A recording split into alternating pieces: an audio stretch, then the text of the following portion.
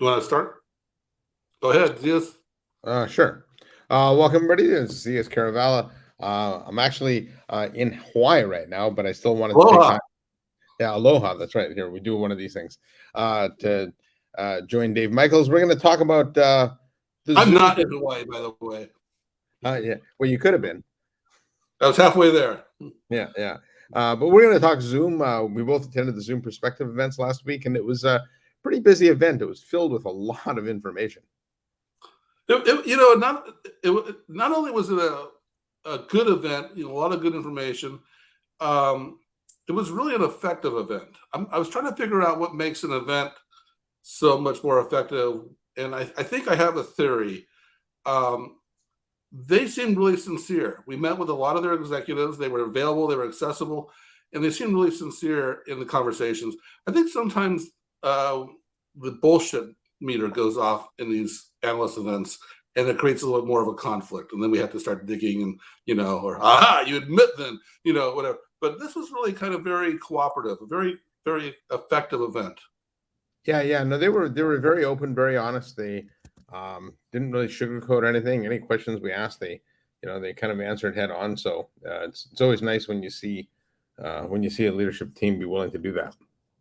Especially a new leadership team. I mean, a lot of new faces in that leadership team. Of course, Eric was there, and he kicked off the event as CEO and founder. So his job seems pretty secure. And by the way, a lot of people ask me, yes, Eric is involved in the company in day-to-day operations. I get the sense that Eric is very much an active founder and manager and CEO of the company. But a lot of new faces and a lot of faces kind of redecorated around the executive group. Frankly, I think Eric's never been more, more involved. I thought his engagement across all different areas was pretty good. I think he showed up, and I thought, well, and I think Eric has, I think he loves where the company is now, and I think he's been pretty active in its operations and stuff. So it's good to see. Before you went into the event, were there any perceptions or concerns you had before you went in that they possibly addressed? Because there were for me. I'm just curious. For you? I don't know.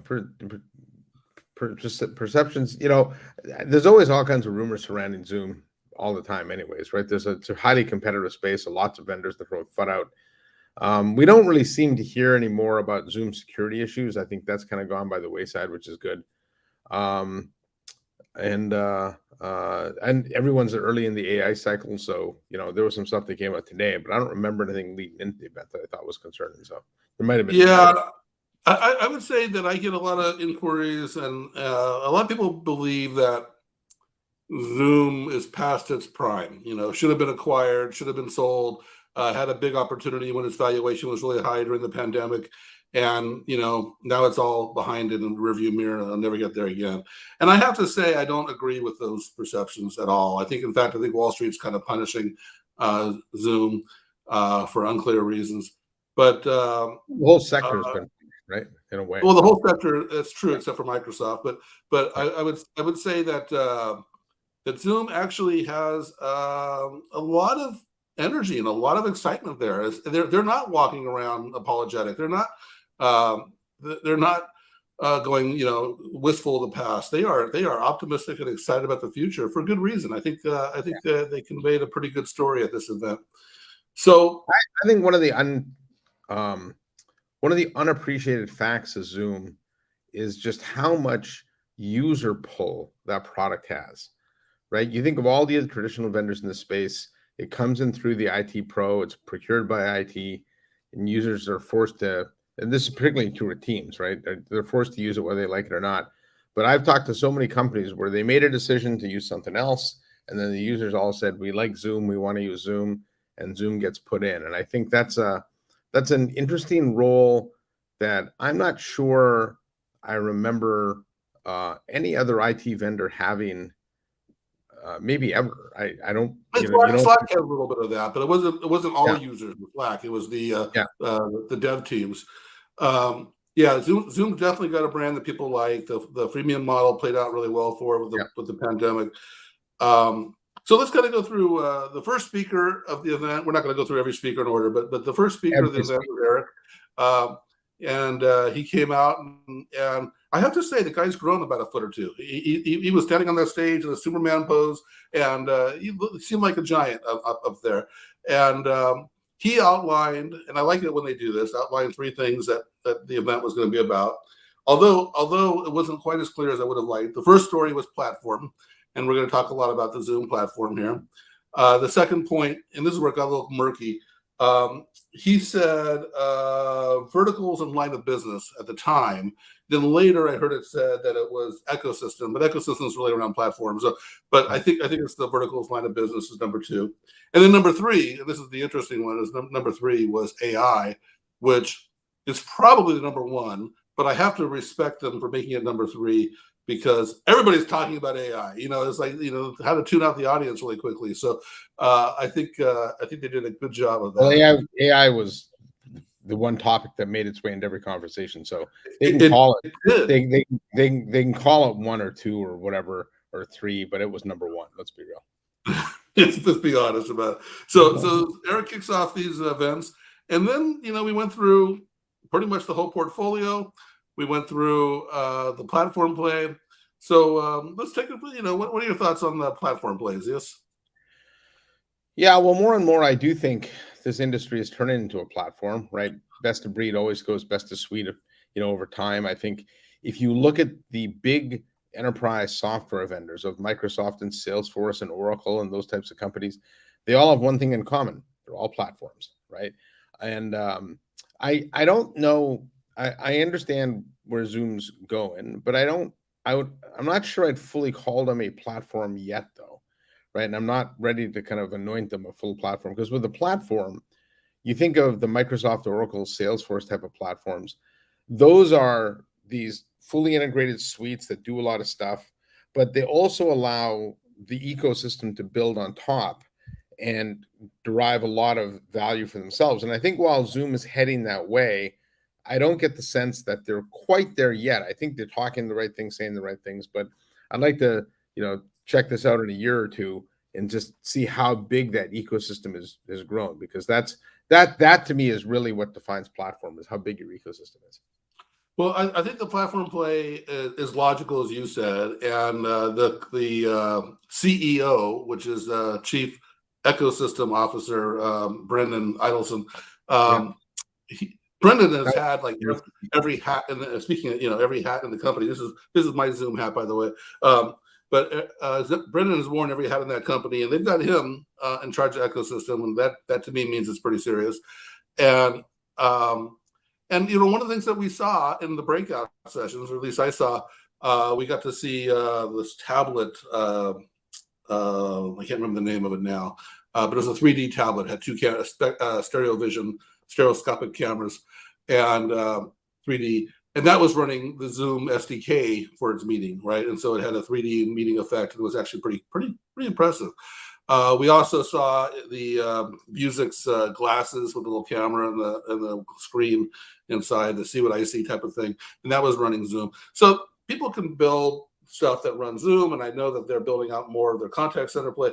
So it's there. I don't think of Zoom as a CPaaS company, and so I think that might be part of the confusion. But they do have SDKs. The difference between SDK and CPaaS. Yeah. What's there? I do think of all the companies in the space outside of Microsoft, which is already a platform, they probably have the best chance of becoming that next $10 billion company, right? Yeah, and it's a logical play, and so and they I think of Zoom partners primarily as the hardware vendors, but every year that Zoomtopia Expo Hall gets bigger and bigger. So yeah, and I guess that's coming up in October. Okay, so let's just dive in here into this AI story. That, as you said, really covered a lot of the conversation there. One thing that they had a different approach to it, right? They were very clear to talk about their approach to AI is federated. And you and I shared a car ride with their new, CTO, XD. Yeah. Right. We had 45 minutes with him, and he hammered home the point: federated, federated, federated. It's not multi-vendor; it's actually federated. So you're actually able to take the information across the systems, be able to, do analysis on them, switch from one to another, and that's their big difference. Now we'll see if they can actually take that and make it easy to understand, and actually come up with use cases where that adds some value. But that is what they claim is their differentiator. This whole, generative AI goes back several years, but it's really been in everyone's mind for this year, and it started off as an OpenAI story, and Microsoft has this huge advantage because of their investment in OpenAI. Then Google comes back to the table and says, "No, we've got all this generative AI. We're opening it up. We've got Bard and all this stuff." And then everybody else is coming to the table too with there's I don't know, I've been trying to track them. There's 30 different large language models now available that are all in development. Half of them are open source. And then we have Meta, who creates Llama, spends millions on Llama, and then opens it up into open source. So it is indeed going to be multiple choice, right? There's going to be lots and lots of options for large language models, more than I ever thought, 6 months ago for sure. And so I think Zoom is looking at this saying, look, we're not Google, we're not Microsoft, we're not going to develop out, spend billions on all this stuff. What we're going to do is we're going to take the best of everything. And they're going into it with that approach. And when you look at taking something like Llama and, open source and really, taking it as a gift from Meta, I think we're going to see some incredible innovation. And I don't think it's a lot of people giving me questions or talk to me about, Microsoft has this locked up with their OpenAI investment. That was certainly true, at least, till March. But this space is just changing so quickly. Yeah, a couple of weeks ago, I was at the AWS summit, and I met with the person that runs their Bedrock, which is their kind of LLM library. And we were talking about that, like why it's important to support so many, because some are good for voice, some are good for video, some are good for, certain languages and others. Now, he did speculate that eventually you'd see these things come together, and you'd see almost like a platform of LLMs where it can do all those things together. Right now, it's not that way. And so I think making a bet on a single LLM would be very difficult, right? As these things evolve. And I think their federated model gives them some opportunity to make several bets. And then if one winds up winning out, fine. And if not, then they still have the power of, kind of that LLM ecosystem. And so I think that's an area, Dave, where we're going to see more change than probably, anything else in this industry, right? So. Well, you mentioned that car ride, and I'm going to go back to that. Now, if you've ever been to people watching, if you've been to a Microsoft event, you go to Microsoft Ignite or something, you see the Microsoft executives are running around, and they're like Secret Service all around them. Like they get ushered one place to another, and they have little guys, little ear things in there for security, kind of making sure that they're safe. Those are big conferences, and there's lots of crazy people at big conferences. So I get why they do that. But this is a small conference, and you've got the executives, including Eric, just freely accessible, walking around, getting food, whatever, and it's so accessible. And so I write down the elevator before we went to the dinner thing, and XD, the new CTO, gets the elevator. Now XD is 30 years, very senior at Microsoft, and he developed a lot of the voice technology. He was really into AI technology.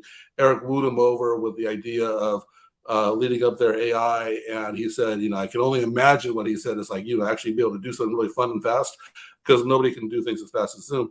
So he decided to come over. That's the third executive for Microsoft, right? So you've got Smita, who's running chief product officer. You've got Mu, who's running operations. So three senior executives from Microsoft have come over.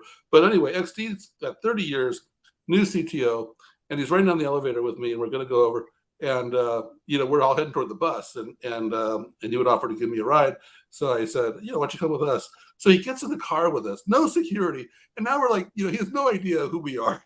He has a little idea, and we drive for it was at least 45 minutes, as you said, and that was a great what an opportunity, what an conversation. So Yeah, but I I'm think waiting for my Uber fee from you guys though. yeah, well, it's coming. It's coming. But the bottom line is, every company's talking about AI, and everybody's making a big deal about how it's going to change the product. And I agree with all this stuff. But you have to look at, do they have the ability? Do they have the cash? Do they have the ability to fund? This takes enormous computing power and CPUs. Do they have the investment? Do they have the experience? And Zoom is really filling in all those blanks in a positive way. And and so I think that's pretty exciting. If we go through the portfolio, let me ask you, Zeus, did anything kind of stand out on the positive or negative side?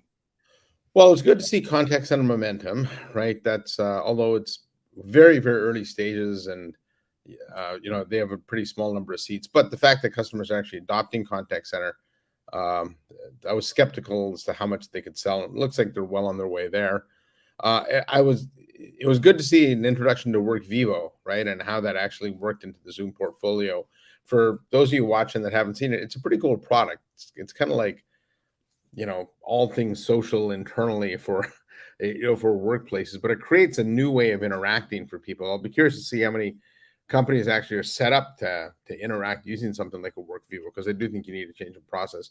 As far as what was missing, I would have liked to have seen a couple things, I guess. More proof points about the Zoom platform, right? So if a customer is end-to-end Zoom, what's that benefit? And I also think that we didn't see anything really on Teams interop, which was surprising, although not surprising. Actually, Microsoft really barely came up. It was to me one of the first analyst events I've been to in over a year where they weren't bending over backwards trying to let me rephrase that. They weren't bending over forwards to appease Microsoft. And so I think Zoom is like doing its own thing, and of course they have direct routing, all that stuff, but that really didn't come up. I think no. And then the other thing that was missing, I guess, was Zoom huddles, right? They made a big deal about that at Zoomtopia last year. I actually like the product a lot. I think it's kind of like water cooler Zoom. But I don't think we've really had an update on that, have we, Dave? So anyways, when it was launched a year ago, it was spots, but then it actually got launched with huddles when they told us about it. But I have a feeling that's on a path with Workvivo, and one of the questions that came up on Workvivo was, why is this going to work? Because we've seen this movie before, Enterprise Social, and the best example is Yammer, but none of them really seem to have stuck, and none of them seem to have really worked very well. There's been a ton of them. Some never even really launched, like Cisco Quad, if you remember that one. But I think that everything changed during the pandemic, and I think that the problem is known now.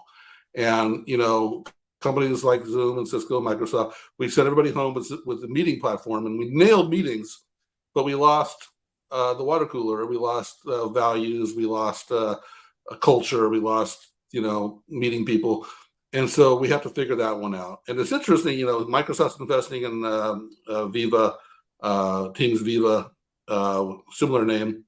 But Zoom went out and acquired a company that had been doubling every year during the pandemic and before, and proven that they have this kind of recipe down and understands recognition. So I think there's a really interesting opportunity there with Workview. I think that's exciting. A disappointment for me, actually, was email and calendaring. I mean, they launched that at Zoomtopia last year, and I'm using it. I have it set up in my Zoom client. It's nothing exciting, nothing to write to anybody about, and I think that there's a huge opportunity there for them. And so I kind of fished around a little bit, and I get the sense that it is still a priority, but not the top priority. And so a little disappointment there. An area that really excited me, actually exceeded my expectations, was events. They put on, Cisco's moved into events with their acquisition of Socio. Microsoft has kind of moved into events with their premium licensing and webinar packaging, but not like what Cisco and Zoom are doing. And the way that they laid it out, pre-event signups and discovery, attendee planning. Well, it's a real hybrid event platform, right? And that's the difference. There's lots of virtual event platforms. What they came out with is a real hybrid event they talked about. And actually, we lived their hybrid event, right, at Perspective. So, yeah, no, they put on a good job. They got a new production studio coming out because I think that's going to be important for events. But I'm really, events is kind of snuck up on us, but that's a part of our portfolio now because of these companies.